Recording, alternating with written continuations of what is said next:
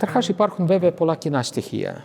Βεβαίως, καταρχάς είναι η Ορθόδοξη Εκκλησία που ενώνει όλους τους Ορθοδόξους λαούς και πρέπει να ενώνει όλους τους Ορθοδόξους λαούς. Γι' αυτό είμαστε ίδιοι και με τους Έλληνες Ορθόδοξους και με τους Κύπριους και με τους Σέρβους και Βουλγάρους λόγω της Ορθοδοξίας μας και με τους Ρώσους. Αυτό είναι το στοιχείο που πρέπει να μας ενώνει. Έτσι, υποτίθεται ότι πρέπει να μας ενώνει. Και βέβαια ιστορικά είχαμε και κάτι σημεία κοινά στο παρελθόν. Δεν ήταν όλα αυτά τα σημεία ευχάριστα, επειδή όταν ζούσαμε μαζί στην ίδια αυτοκρατορία ρωσική και η ουκρανική γλώσσα και η ουκρανική ταυτότητα ήταν κάτω από την πίεση και ήθελαν να τις εξουθενώσουν κάπως. Και επί της Σοβιετικής Ένωσης έγινε μεγάλη πείνα, περίφημη Χολοντομόρ που λέμε, που μέχρι και 7 ή 8 εκατομμύρια κόσμος πέθανε από πείνα και αυτή η πείνα προκαλέθηκε από τον Στάλιν, δηλαδή ήταν η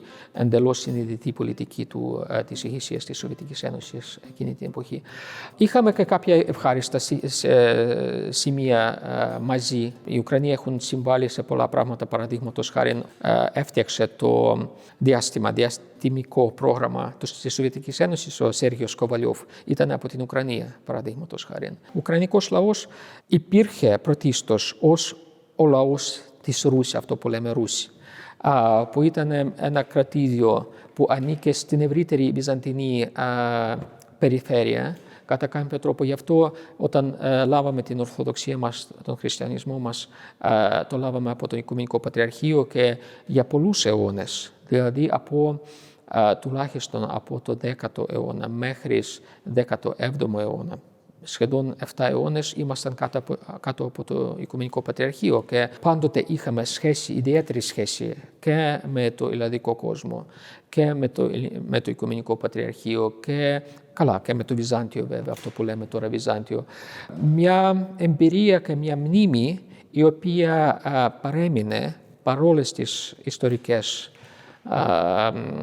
εξελίξεις που είχαμε, η μνήμη την οποία η Ρωσία καθεαυτή, αυτό που ονομάζεται η Ρωσία, δεν είχε τόσο πολύ. Δηλαδή η εμπειρία και η ιστορική μνήμη των Ρώσων για αυτό το κοινό περιβάλλον με το Βυζάντιο, με βυζαντινό και ελληνικό κόσμο, αυτή η εμπειρία είναι πολύ μικρότερη. Η Ρωσία, αυτή η ονομασία την πήρανε από Ρούση, από το κράτος, το κρατήδιο, την πολιτεία της Ρούς, κατά το 16ο-17ο αιώνα. Πριν αυτό το κρατήδιο ονομαζόταν Μοσκοβία. Ουσιαστικά ήταν Μοσκοβία και ήταν κάτω από τη μονογολική ηγεσία, ήταν το μέρος της μονογολικής αυτοκρατορίας και μέσω της μονογολικής αυτοκρατορίας σχετιζόταν και παραδείγματος χάρη με την αυτοκρατορία της Κίνας.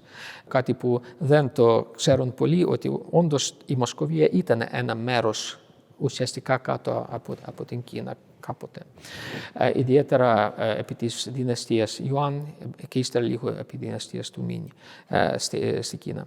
Ήταν ένα κρατήδιο, θα έλεγα, αρκετά ανατολικό, με όλο το σεβασμό προς την Ανατολή. Ξέρω ότι και στην Ελλάδα υπάρχει αυτή η εμπειρία και η ιστορική μνήμη που ήταν ένα μέρος της Οθωμανικής Αυτοκρατορίας η Ελλάδα και το ανατολικό στοιχείο υπάρχει. Αλλά νομίζω στην Ρωσία αυτό το ανατολικό στοιχείο, αυτή η μνήμη, αυτή η εμπειρία της ύπαρξης μέσα στο μονγολικό, σε αυτό το κινέζικο, ας το πούμε, κόσμο, εσφράγισε και τις πολιτικές παραδόσεις και